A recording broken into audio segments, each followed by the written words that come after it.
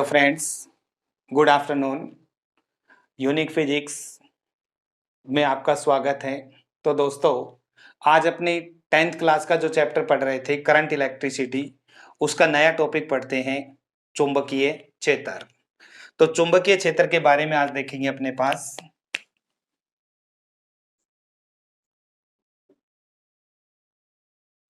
चुंबकीय क्षेत्र बहुत इजी डेफिनेशन है अपने पास।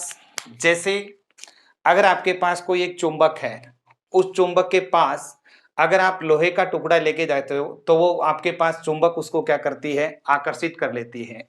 अगर लोहे का टुकड़ा अपने पास ज्यादा डिस्टेंस पे है तो वो चुंबक अपने पास आकर्षित नहीं करती। इसका मतलब क्या है, चुंबक का भी उसके चारों तरफ अपने पास क्या है, एक ऐसा क्षेत्र है जिसके अंदर अगर कोई चुंबकीय पदार्थ अगर अपने लेके जाते हैं तो उसमें आकर्षण या प्रतिकर्षण बल का क्या होता है, अनुभव होता है। तो अपने उस क्षेत्र को क्या बोल सकते हैं, चुंबकीय क्षेत्र बोल सकते हैं।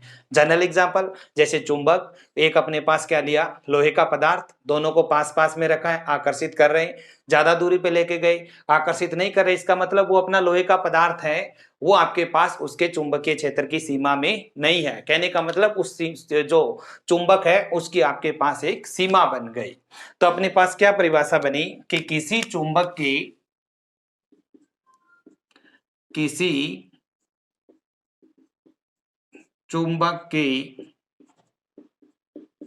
चारों ओर का वह क्षेत्र जिसमें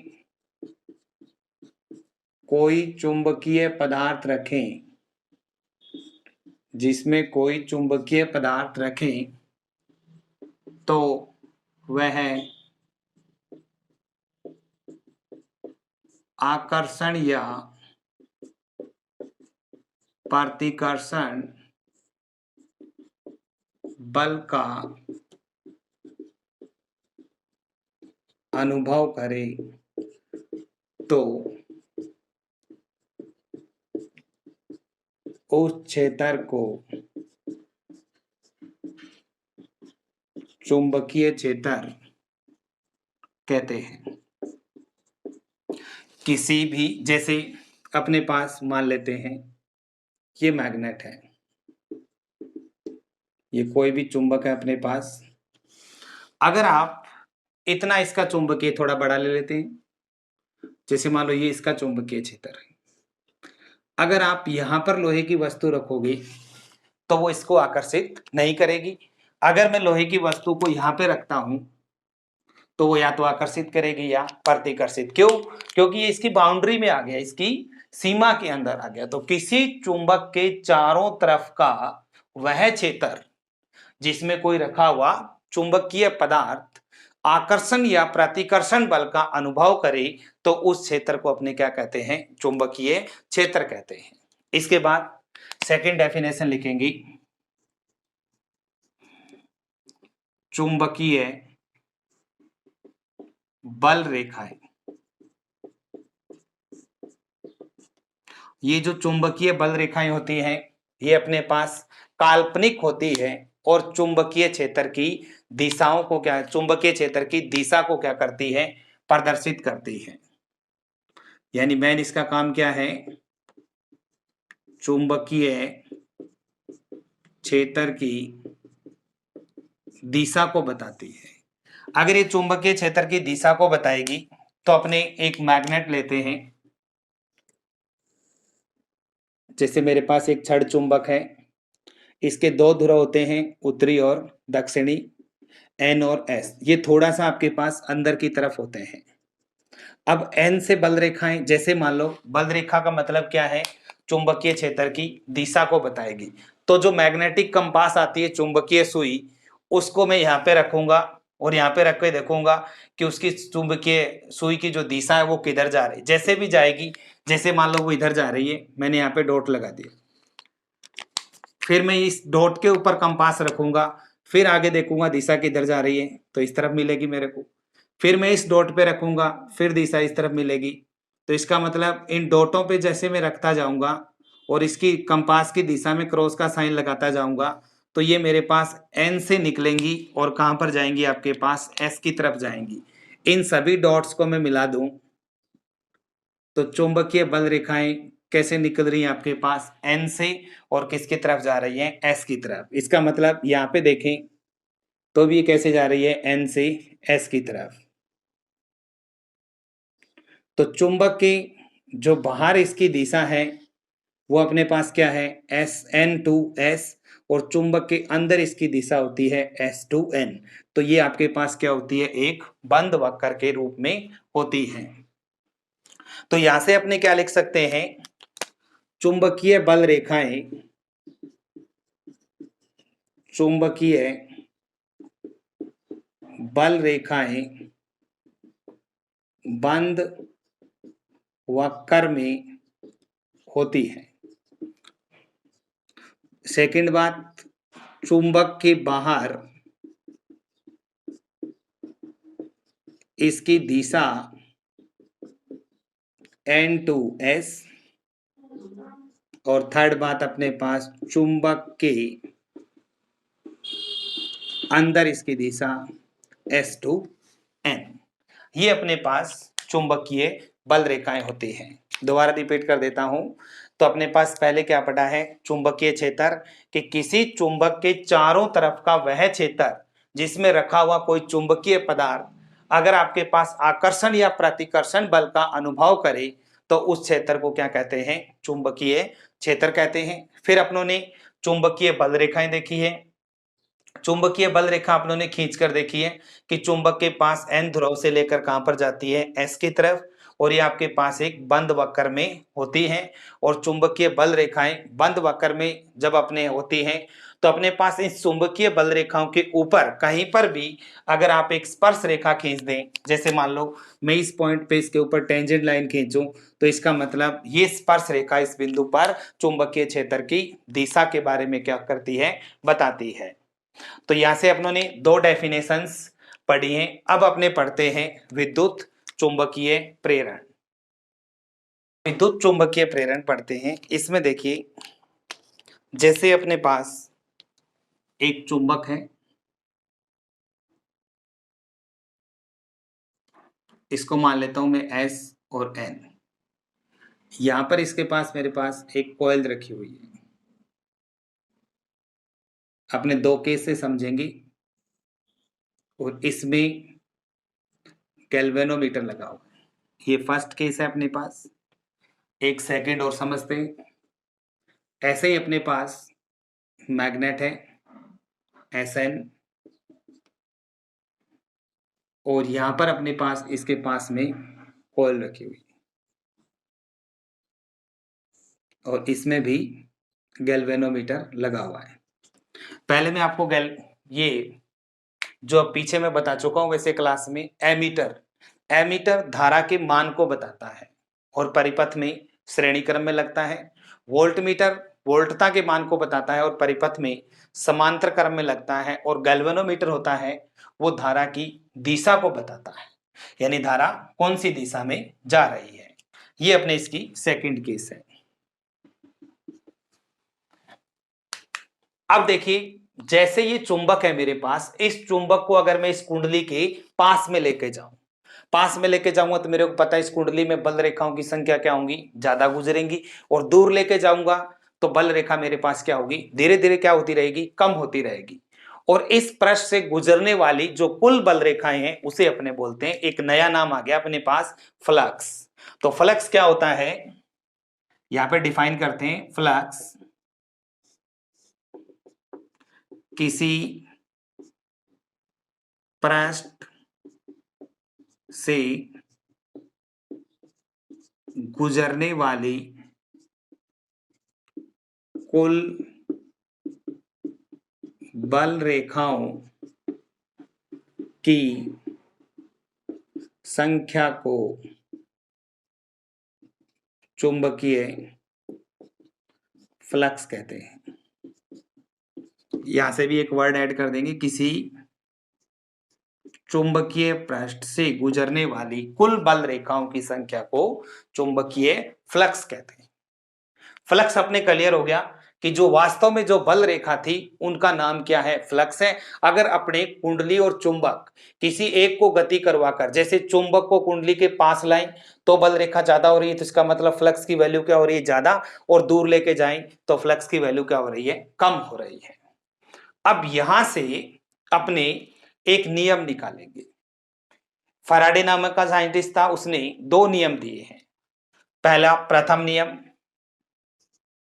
प्रथम नियम क्या कहता है अपने पास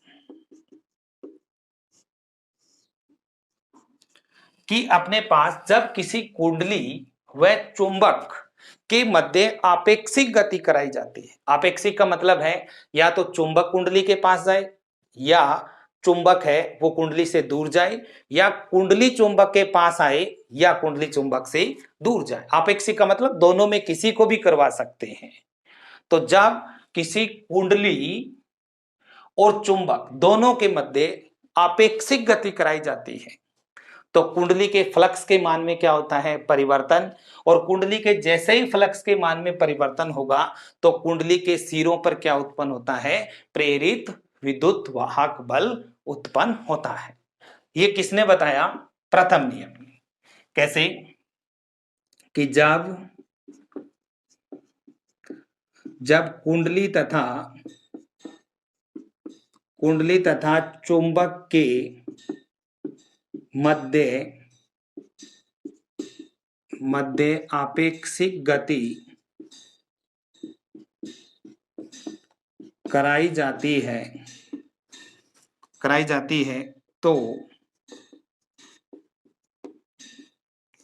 कुंडली के फ्लक्स के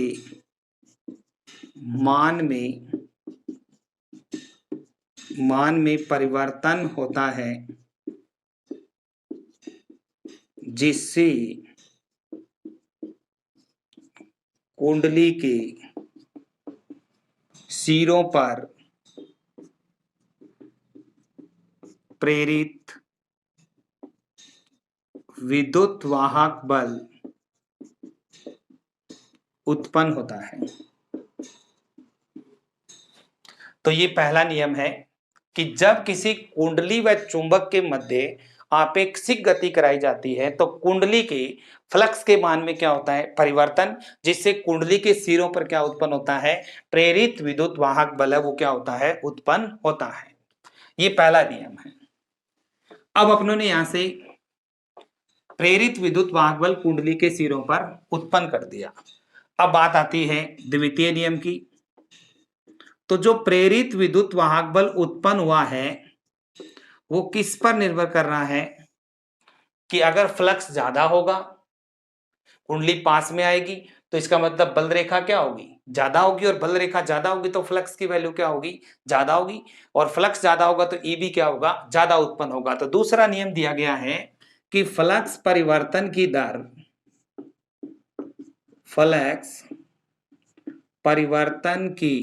दर प्रेरित विद्युत वाहक बल के समानुपाती होती है। फ्लक्स परिवर्तन की दर प्रेरित विद्युत वाहक बल की समानुपाती होती है, यानी E इक्वल टू होता है d∅dt, या E इक्वल टू मान सकते हैं K d∅dt, या E इक्वल टू लिख सकते हैं K को 1 मान ले तो d∅dt। तो यहां से क्या रिजल्ट मिला अपने पास कि फ्लक्स परिवर्तन की दर प्रेरित विद्युत वाहक बल के समानुपाती होती है। दो नियम बताए मैंने।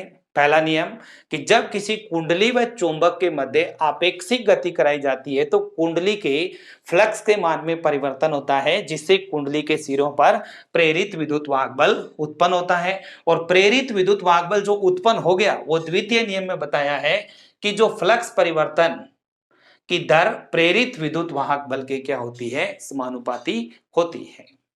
ये चीज मैं इसलिए बता रहा हूं आपको कि अपने को इस विद्युत चुंबकीय प्रेरण में ये सब बातें चाहिएंगी।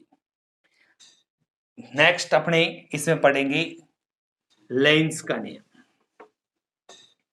लेंज का नियम सेम स्टेटमेंट है अपने पास।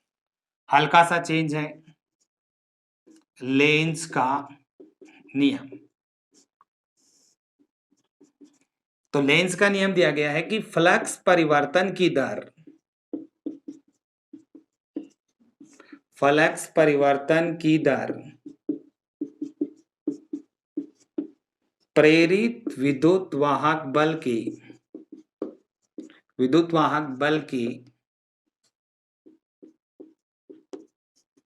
प्रेरित विद्युत वाहक बल की समानुपाती होती है। वह उन कारणों का विरोध करती है जिससे उसकी उत्पत्ति होती है। तो जो अपने फैराडे का नियम लिखा था उसमें माइनस का साइन लगा देंगे।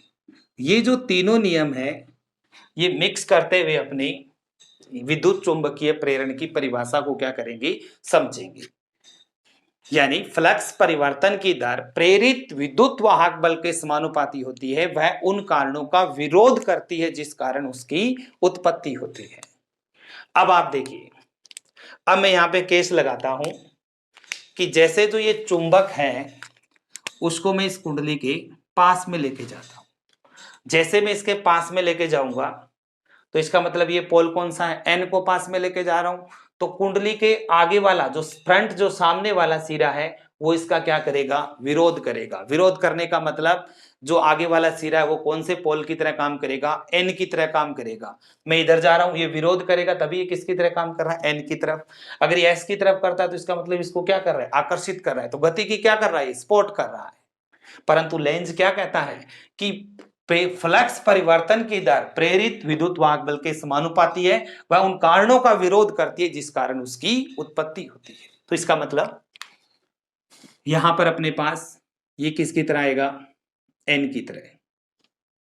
अगर मैं इसको दूर लेके जाऊं तो अब ये दूर लेके जा रहा हूं, अगर ये एन बनता तो ये धक्का मार रहा है इधर, तो इसका मतलब गति का क्या कर रहा है, सपोर्ट कर रहा है। परंतु ये गति के क्या करेगा, अपोज करेगा। इसका मतलब ये इधर लेके जा रहे हैं तो ये इसको क्या करेगा, खींचेगा।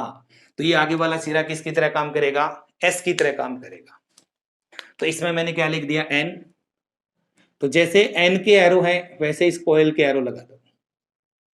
तो इसमें जो करंट की डायरेक्शन है वो आपके पास किस तरह से जा रही है, एंटी क्लॉकवाइज। तो कॉइल में धारा कैसे जा रही है, एंटी क्लॉकवाइज फ्लो होगी। इसमें देखिए, इसमें जैसे इसको दूर लेके जा रहे हैं तो ये किसकी तरह काम कर रहा है, एस की तरह।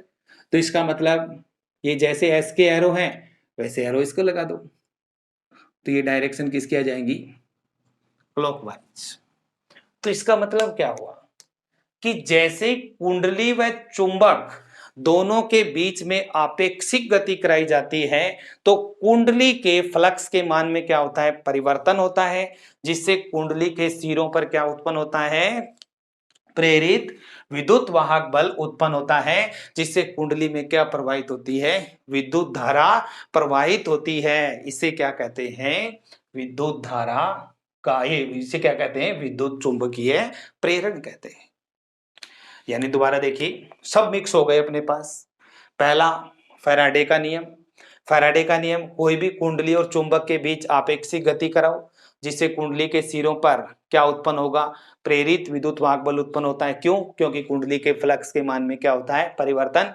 फिर फैराडे का दूसरा नियम दिया गया, फ्लक्स परिवर्तन की दर प्रेरित विद्युत वाहक बल के समानुपाती होती है। फिर लेंज भाई साहब आ गए, फ्लक्स परिवर्तन की दर प्रेरित विद्युत वाहक बल के समानुपाती होती है, वह उन कारणों का विरोध करती है जिस कारण उसकी उत्पत्ति होती है। तो अपने विरोध करवा दिया इसका यहाँ पे, और उसके अकॉर्डिंग कुंडली में अपनों ने धाराएं देख ली कि धारा आपके पास क्या होती है, क्लॉकवाइज या एंटी क्लॉकवाइज फ्लो होती है। तो अपने यहां से जो चुंबकीय प्रेरण पढ़ रहे थे इसकी क्या परिभाषा बनाएंगे कि जब कुंडली तथा चुंबक के मध्य मध्य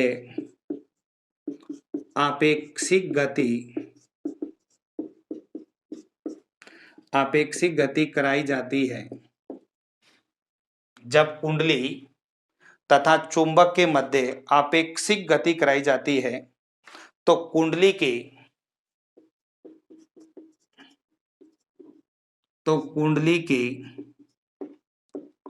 फ्लक्स के